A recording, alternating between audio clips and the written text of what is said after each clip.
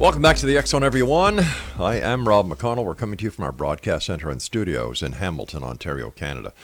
If you'd like to check out the X Zone Broadcast Network schedule online, it's www.xzbn.net.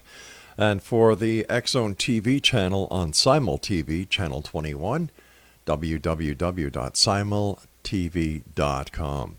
Now, before we get to my guest this hour, I would just like to send our thoughts and prayers to the people in Pittsburgh who were victimized by a senseless act of violence this past Saturday at the Tree of Life Synagogue. You know, we need to get together as a human race, and we need to snuff out violence. Violence is not the answer to anything. Love is the answer. So to all the people who've lost family, or who know someone who has been injured or taken away from us way too fast because of this act of violence, our thoughts and prayers are to each and every one of you. And as a former member of law enforcement, a first responder up here in Canada, to my brethren in blue in the United States, God bless you guys, and we hope that each and every one of you who were injured in this horrific act get back to the force as soon as you can. We need you guys, and to all the members of law enforcement first responders, we salute you. Exonation, my guest this hour is Linda BACKMAN. She is a licensed psychologist and regression therapist, has been in private practice for more than 30 years. Now, since 1993, Dr. BACKMAN has guided innumerable individuals in regression hypnotherapy to access their past lives between lives. In this way, she assists people to more fully recognize who they are as souls throughout our many lifetimes and during the times that we cannot incarnate. Regression hypnotherapy allows the client to understand their soul mission, soul progress, soul relationships, and much more. Dr. BACKMAN's work includes guiding soul regressions, speaking and writing, as well as training others in soul regression hypnotherapy, both in the U.S. and abroad. Joining me now from Boulder, Colorado, is Dr. BACKMAN. And Linda, welcome back to the X Zone. Thank you so much, Rob. It's good to be with you. Always good talking to you, Linda. Why is regression hypnotherapy so popular these days? Well, I think that's a great statement, and I think it's growing in popularity. So I think that's a great question. I basically, it makes me go back to your opening, and I'm so glad that you acknowledged and supported these people that just went through such a horrific experience. It's awful, Linda.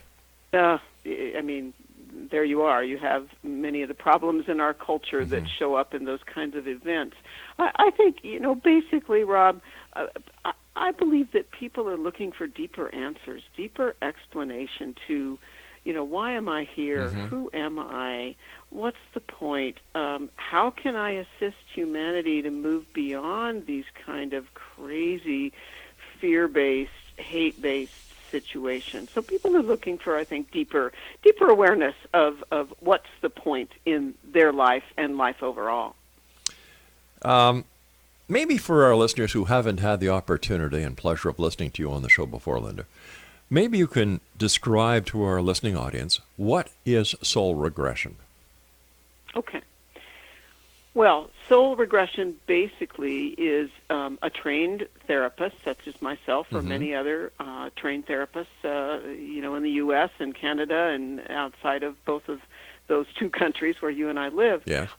So a regression therapist guides the client. It's almost like the reverse of someone who's a capable channel or medium.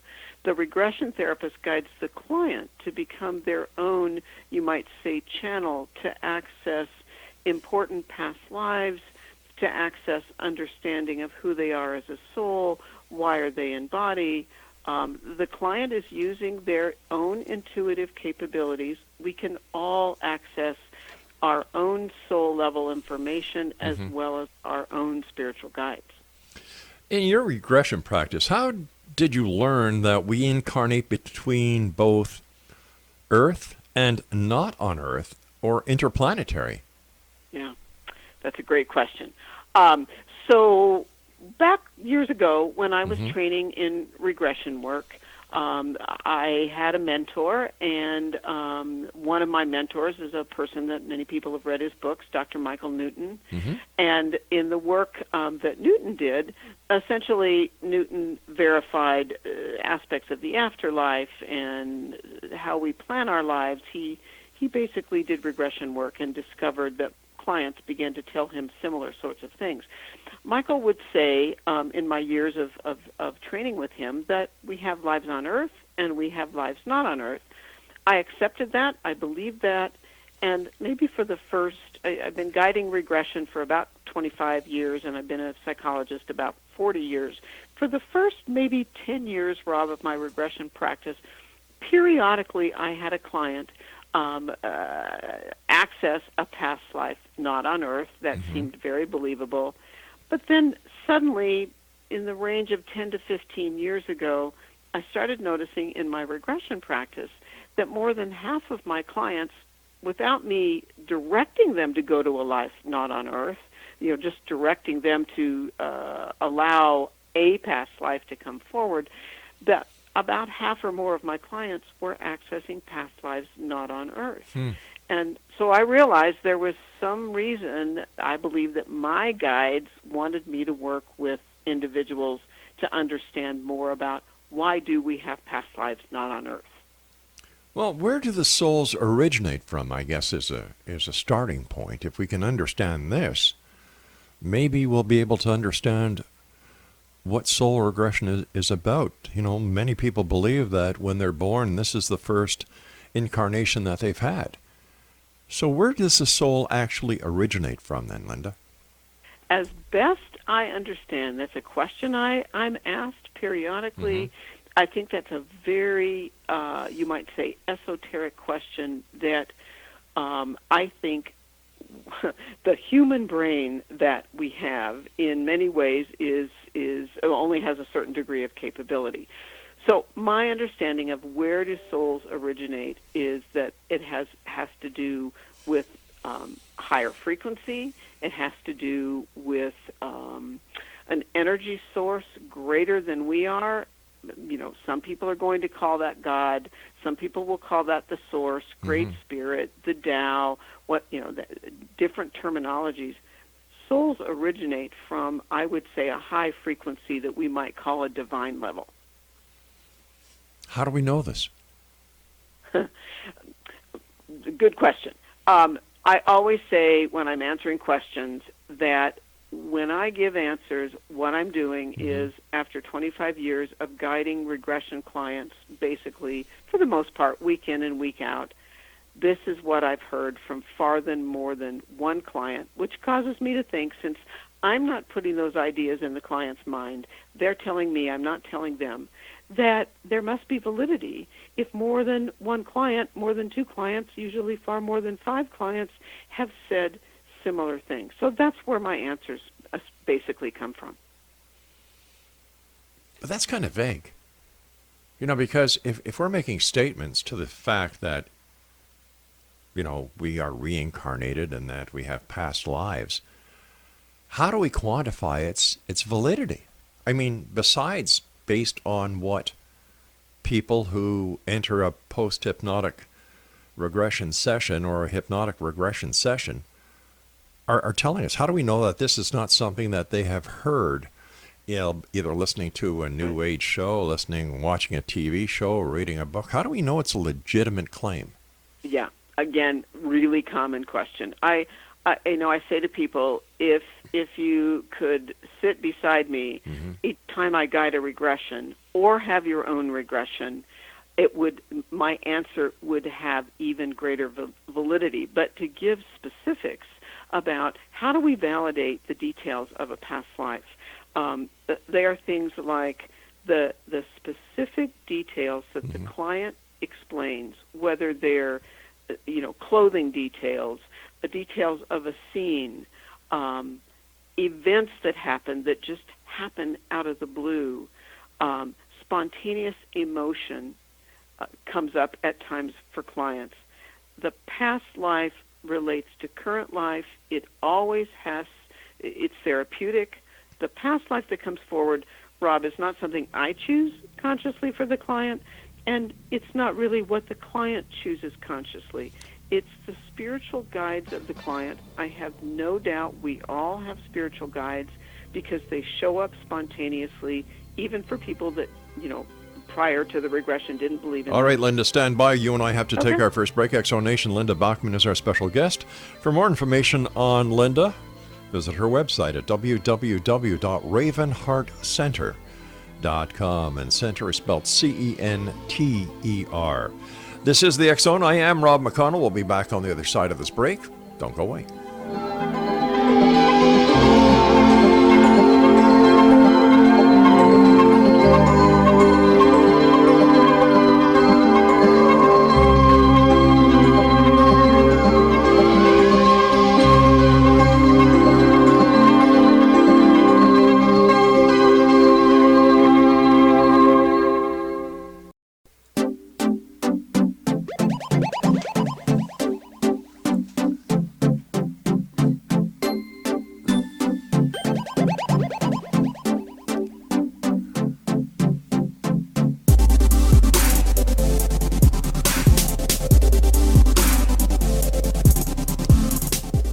Exonation, my guest this hour is Dr. Linda BACKMAN. Her website is www.ravenheartcenter.com. I understand that there are two different types of souls, Linda, or at least two that are more noticeable or talked about than others. Number one is the earthbound soul, and number two is the interplanetary soul. What is the difference between these two souls?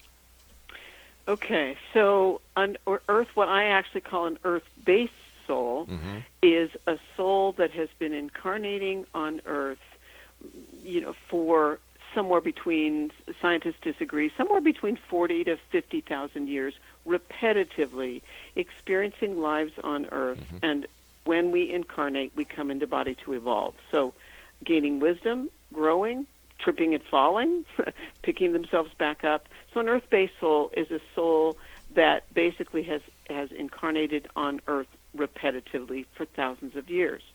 An interplanetary soul is a soul that only comes to Earth periodically, may not have been on Earth before, or perhaps has been on Earth 5 times, 50 times, 100 times, but primarily incarnates not on Earth. When we were talking about the Earth-based soul, you said scientists disagree on the definition. Scientists disagree on how long Homo sapien life has existed on Earth, and it's in the range of 40 to 60,000 years. But so scientists give, that range of how long have we had Homo sapiens that were incarnating, that were incarnated souls. And so essentially the way I explain it is that when Earth was new and souls began to incarnate here on Earth, souls came from somewhere else. They all had originally incarnated somewhere else. Some of us, I actually am an example of an Earth-based soul, some of us came to Earth long, long ago and almost exclusively have been incarnating only on Earth. Other souls that are currently in body, that are many of my clients that I've worked with over the last 10 to 15 years, are souls that don't primarily come here, but are highly evolved souls that come from other places in the celestial realm, other, you might say, locations, if you will, that are evolved cultures. And those souls, what I've learned from my clients, there are more souls in body right now on Earth who are what I call IP or interplanetary. There's a greater influx of those souls right now because Earth is struggling. All right, something that has raised my interest that you stated. Once again, scientists disagree on the definition, and then you basically said that science, if I understand you, has confirmed the existence of the soul. And if this is the case, who is the scientist and how did they do it? Well, that's not exactly what I'm saying, but there are scientists, yes, studying consciousness. There are many scientists studying what you might call non-materialistic consciousness. Right. and being able to verify through different research projects that How? there is a consciousness that doesn't necessarily reside within our body. How has this been confirmed, and what research projects? Well, some of the research projects are ones where there's been a number of what is called intercessory prayer research that's been replicated, 2 or 3 different times, where people that are healing from surgery or some kind of, serious medical trauma, some are being prayed for at a distance. And when I say prayed, I don't necessarily mean Christian prayer or Muslim prayer, prayer genetically. Some of these people are being prayed for at a distance, remotely. Others are not being prayed for. And the replicated research continues to show that the ones where there's this energy being sent to them for healing, they tend to heal faster. Their blood pressure, balances out more quickly. Bleeding lessens faster. Right. So that's not the only kind of research that's going on. There's a lot of other research basically looking at consciousness. There's mediumship research that's been done a lot at the University of Arizona, looking at, so how do we access information perhaps from a loved one on the other side? How does a medium or a channel give information to a client or speak phrases that the loved one would have used? How does that work? There's all types of different research. But there's no proof. Well, it depends on what you want to call proof. I want quantified scientific proof. What other kind of proof is there? I think that's part of the problem, honestly, Rob, in our culture. Why? Is that, so what do we mean by proof? So, for example, if I guide a client and they discover a very detailed past life that for them explains a fear or explains a prior relationship with someone or explains a physical issue they've been struggling with in life today, in my opinion, when information comes forward, sitting with the client, I believe I can sense and intuitively know that it's valid. But can I prove that in some black and white fashion? No. But don't you think that the onus is on the so-called channels, mediums, psychics? Because for so long, society has been duped by these so-called people.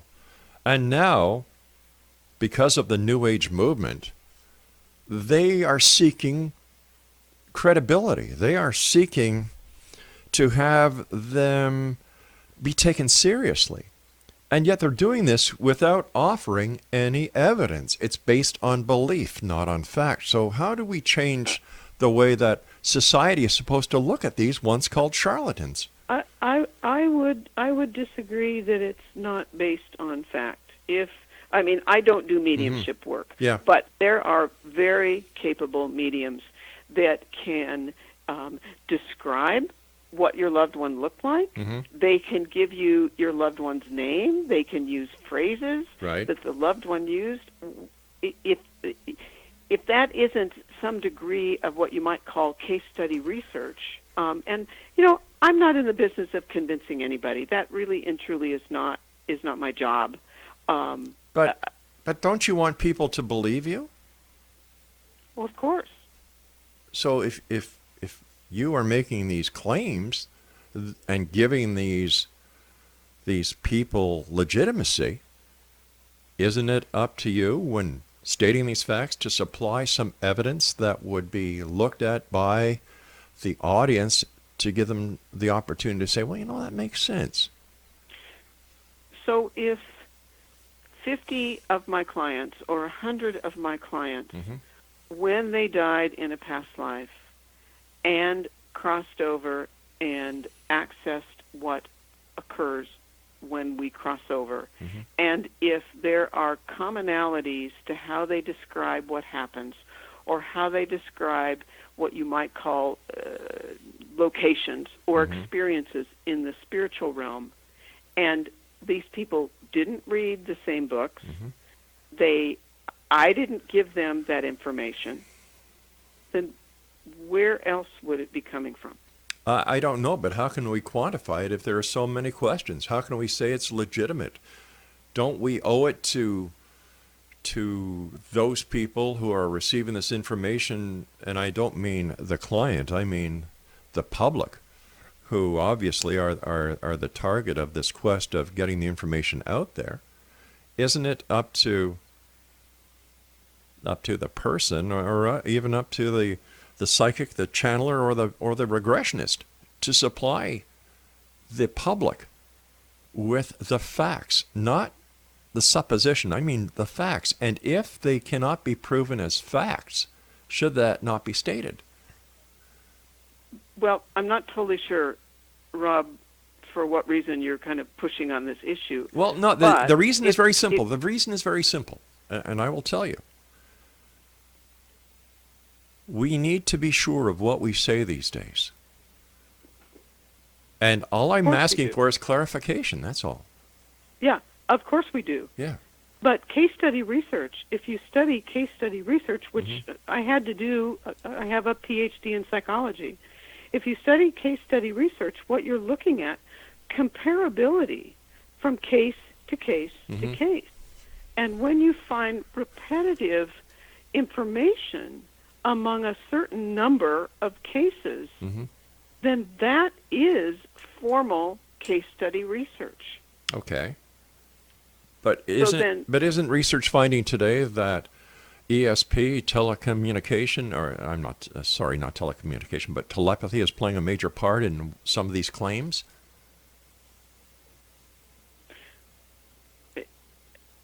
I don't think it's telepathy that causes a client to describe the details of a past life that fit clearly with their own life, that explain things. And honestly, I say to clients, if this helps you, right, see it as a metaphor. Right, exactly. If this benefits you, fine. I don't have to convince them, it's not my job, that it's real.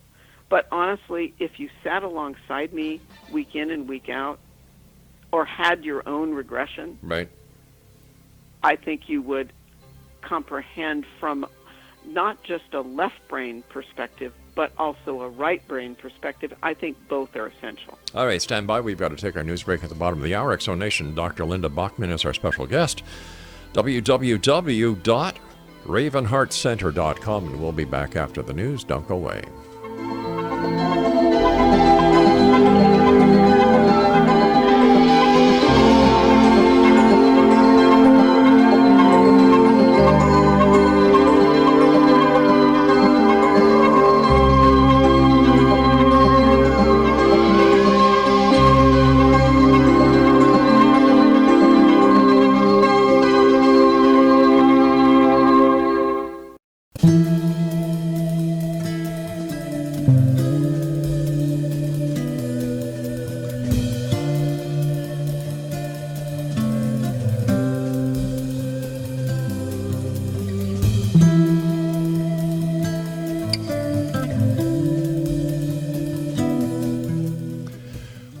Linda BACKMAN is our special guest this hour, Exonation. Her website is ravenheartcenter.com.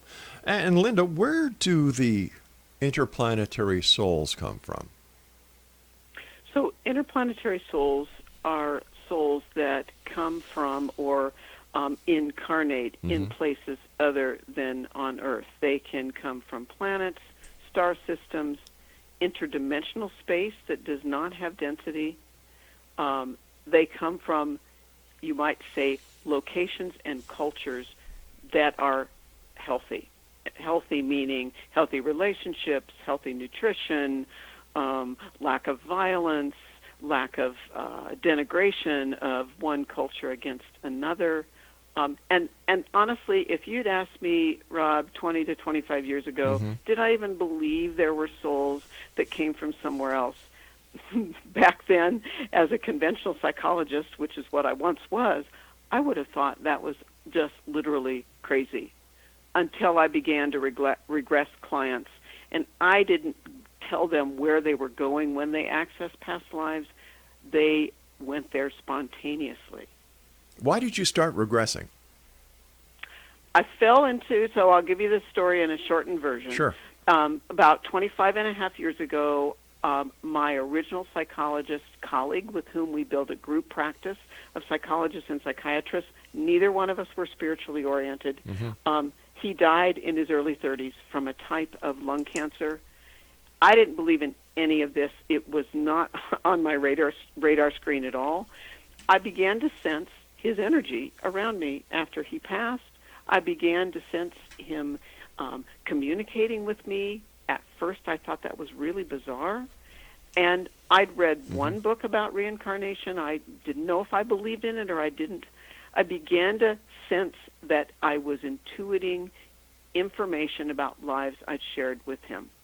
I turned to my husband, who I didn't think believed in any of this. My husband was a university professor for almost 30 years. I explained this to my husband, and he looked at me and he said, I guess I'd repressed what happened to me as a boy when I was growing up. And I said to my husband, what are you talking about? And he said, only now do I remember that as a boy, I spontaneously remembered my past lives. I knew details of those lives. I tucked it away and never told anyone because I figured they'd think I was crazy. That's how I fell into this work. So how does understanding our past lives help us in our current lives? Because our past lives explain things in our current life that aren't explained any other way. Relationship issues or struggles or relationship connections, sometimes physical issues that no doctor can explain, can be lessened or released by understanding their remnants of a past life. We have fears and phobias that go back to past life events that we don't understand, therefore, they affect us. Once we comprehend where they're coming from, we can often lessen them. So essentially, we come into body to evolve as a soul. That's why we incarnate lifetime to lifetime. It's how we grow. It's like going to school. And so past lives help us understand karma.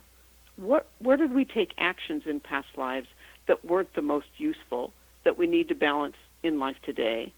Or dharma, what accomplishments, what soul intentions did we accomplish in a past life that in life today we don't believe we've ever accomplished? Like being a capable parent, having a comfortable romantic relationship, earning a comfortable living. So we have karma, we have dharma. That's how we evolve as a soul. But what happens if a person's got a good life and everything is good? Like, I've got 6 great kids. They're all doing fantastic. I've had a wonderful career. I've got a loving wife, 12 grandchildren. What more could I ask for? Well, those are not necessarily the kind of people that come for regression. Now, they might want to understand more deeply, what is their purpose? Well, for what reason did they choose to embody this time? And so even someone like you just described, Rob, may come for the type of regression that is the longer kind of regression. I guide past life and I guide soul-level regression. They might want to understand, why am I here? Yeah. Am I doing all I came to do? But why do we need to go back? What I've seen over the years is that it seems the people who are weak in life seek out these answers because they do not have the ability to make things right in their life, and they're looking for excuses on why they're such a failure.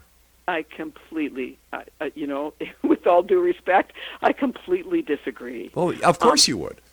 I don't call that weakness. What is it then? It's they're seeking to understand themselves at a deeper level in order to move more forward in their lives. They're looking for deeper answers about who are they at the core level, why are they here. I don't think it has anything to do with weakness. In fact, I often think it's completely related to strength, and it's related to the depth of understanding of who am I and what more can I do, both for my own soul evolution, but the evolution of this human culture, which in my humble opinion is kind of, if you will, a mess at the moment. Right. I can agree with that to a certain extent, but it looks to me that people who seek New Age reality are looking for New Age excuses. So for you, what does New Age reality or New Age excuses mean? Well, I mean these people who go to New Age practitioners for advice, who go to these people seeking answers, who go to these people, they go to psychics, they go to channels, they go to mediums. In my opinion, it's because they can't face life. They cannot see their own fallacies. They cannot see what is, stopping them from being successful, stopping themselves from being lovable. First of all, if you can't love yourself, you can't love anyone else, number one. People look at challenges in their lives as failures. Well, challenges in your lives are, in my opinion, strategies to success. They're lessons. Of course. And it seems that the people who seek, I don't know why I'm this way now. There must be something in my past. Yeah, it's in your past. Take a look at your current past. Why? Is there something that you've done wrong in life? Is there something that you've missed? I really don't believe in past life regression. I don't believe in the hereafter. Well, I believe that a person has the ability to do anything they want, but they need to take the initiative themselves. They need to look at the man in the mirror and investigate their lives. I believe that's where the answers lie. So I'll be honest, I don't understand for what reason you're interviewing me, given I believe we've lived before and we will live again. And this is a continuum, not a single shot deal this lifetime. I'm looking for answers. I'm looking for proof of what people are saying. And what would constitute proof? Evidence. Scientifically quantified evidence. Something that can be proven beyond the shadow of a doubt. Religion has been trying to do it for years. The New Age movement has been trying to do it for years. And when it comes to the proof, it sounds great. But, to quote a Wendy's commercial, where's the beef? So what I hear you saying is life is we are purely left-brained individuals, that our right hemisphere of our brain serves no purpose. What I'm saying is that we are the creation of ourselves, that we come to this existence as a blank hard drive that you buy at a computer store. And through our lives and through our actions, we program the hard drive. Rob, honestly, I'm not totally sure why then I'm a guest, because I have no doubt we are a soul living one life to the next, growing and evolving. We bring our history with us.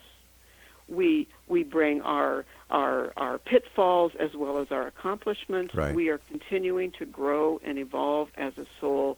It isn't a one-shot deal, or I wouldn't have done this work for 25 years. But I guess what I'm trying to get to, Linda, is why you and others out there are so sure. Because of the content that comes forward for people that comes from their left brain and their right brain. Where else would they get that? The internet? And can we prove that there is a higher power or a higher force? I'm not a religious person, but I also don't see myself as a New Age love and light person. All right, we've got to take our final break for this hour, and I just want to thank Dr. BACKMAN for joining us. I think that she needs a reality check. I don't believe anything that she has said to us tonight, Exo Nation. So I think I'm going to play a bit of a spoof that works wonderfully with this. I'll be back on the other side as we as we kind of look at life in a different light. It's called reality. I'm Rob McConnell. Don't go away.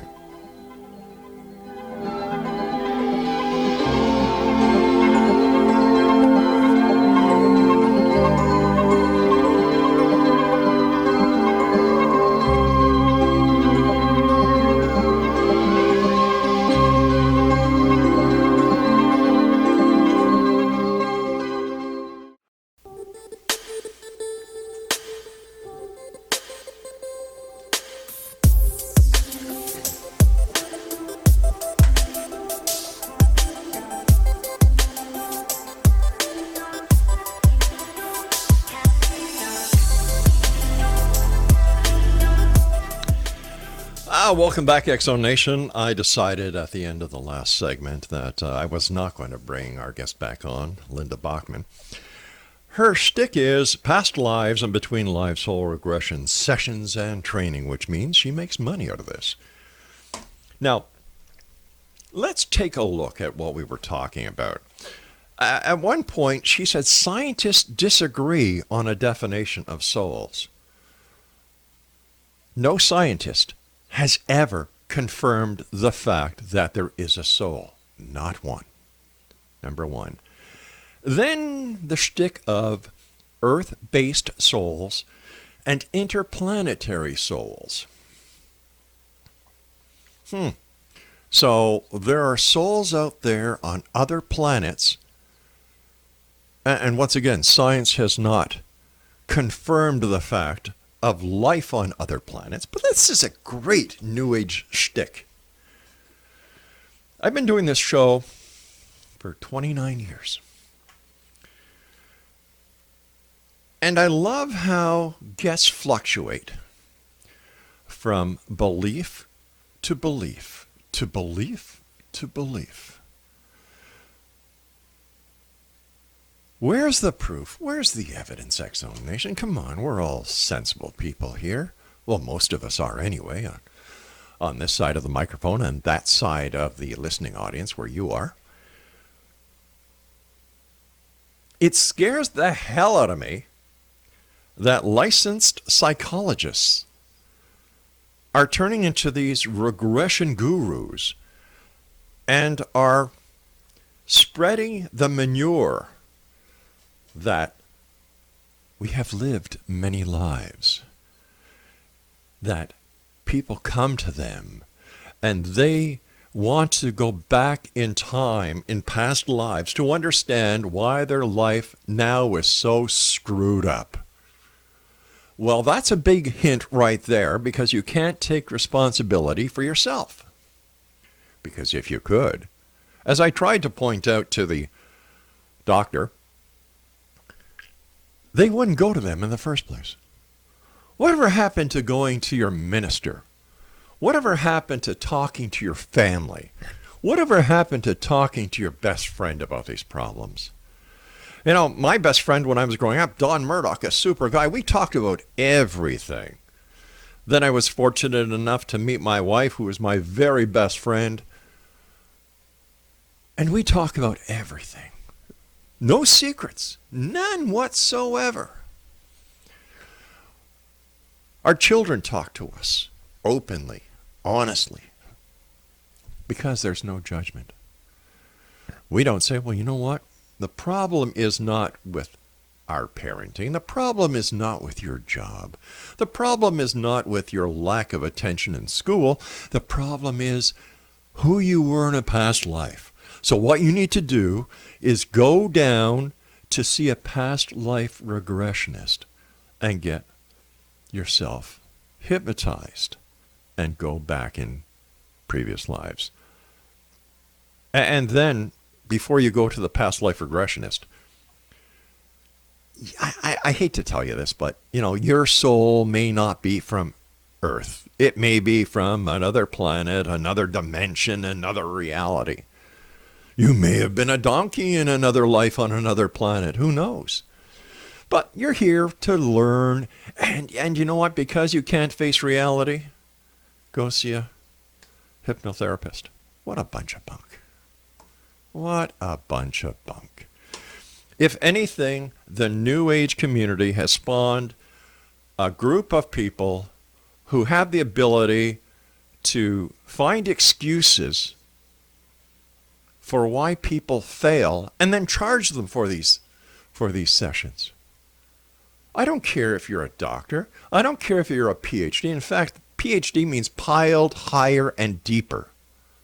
99% of all these so-called PhDs have actually gotten their degrees off of the internet.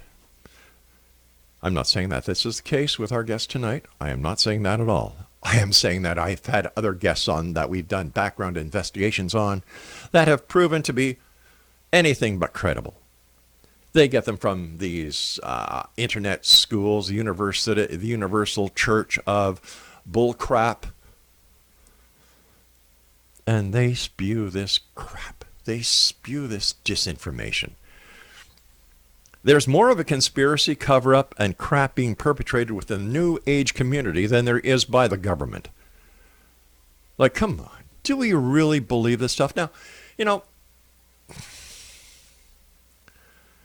I've had scientists on who have gone through universities, who have done their tenure, who have the degrees, the diplomas, and the credentials to quantify their statements.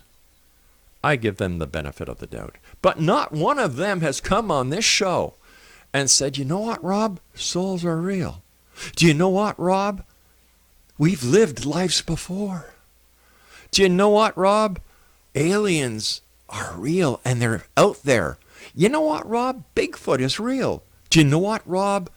Ghosts. Ooh, they are real. Haunted houses are real, Rob. Not one. And yet you get all these New Age people who decided that they're experts because either they write a book, usually, self-published.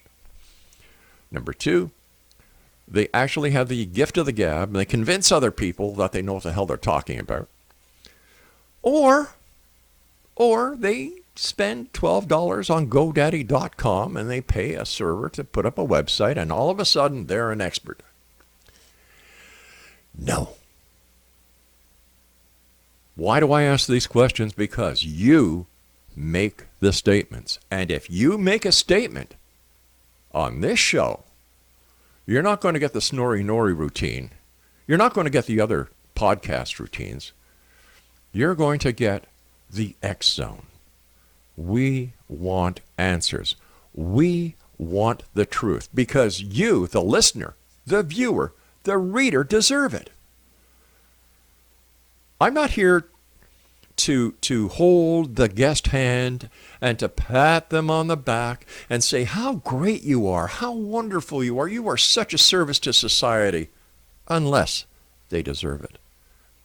At the beginning of this hour, I thanked the police officers in Pittsburgh, the first responders, for what they did. I gave my heartfelt sorrow to the people who lost relatives and friends in that useless, violent attack in the synagogue in Pittsburgh, Pennsylvania. That comes from the heart. What else comes from the heart is my questions to a guest who cannot successfully answer my questions. That's what upsets me. That raises more flags than enough. Quote and unquote, scientists disagree on the definition. You said it. I didn't. And then confirmed by science, who, what, when, where, why, could not be answered. How do we know there's an earthbound soul? How do we know there's an earth-based soul? How do we know there's an interplanetary-based soul? Where is the evidence? Or like I love asking people, where's the beef? Remember that Wendy's commercial? Little old lady would come up and say, where's the beef? We need to ask that question more in today's society because there are charlatans out there. There are charlatan psychics. There are charlatan channels. There are charlatan mediums. And you notice how everything within the New Age works into everything. Like 25 years ago, she didn't believe. But, and my heart goes out to the family of the coworker that she lost. All of a sudden, she felt the presence. she had read a book on reincarnation. It makes me wonder if certain people are able to differentiate between fact and fiction. And where does the mind's power play in all of this? Where does the mind's belief or the person's belief translate into thought transmission? How do we know that these aren't waking dreams? I'm not talking about the example that I give, that the only difference between a dream and reality is doing something. But you know, the nightmares that you have, or the dreams that you're greater than you really are, or the other weird dreams that we all have based on our... I don't know. We deserve the truth. We deserve the facts. We deserve honesty. And if you don't know the answer to something, say, I don't know. But if you're going to tell me scientists disagree on a definition, tell me who the scientist is, how they came to that conclusion, or don't say it at all. Because what it does is you just put your foot in your mouth. When you can't answer these questions, you, the audience, I know this for a fact because I got the emails, say, wow, Rob, that guest didn't know what the hell they were talking about. Thank you for weeding them out. You know what? That's my pleasure. And I do that Monday through Friday from 10 p.m. Eastern until 2 a.m. Eastern, right here from our broadcast center in Hamilton, Ontario, Canada, here in the X Zone. Now, I'll be back on the other side of this news break as we continue from our broadcast center in Hamilton, because this is a place where fact is fiction. And fiction, well, sometimes is reality, and other times it's nothing else but a bunch of bull crap. I'm Rob McConnell. Don't go away.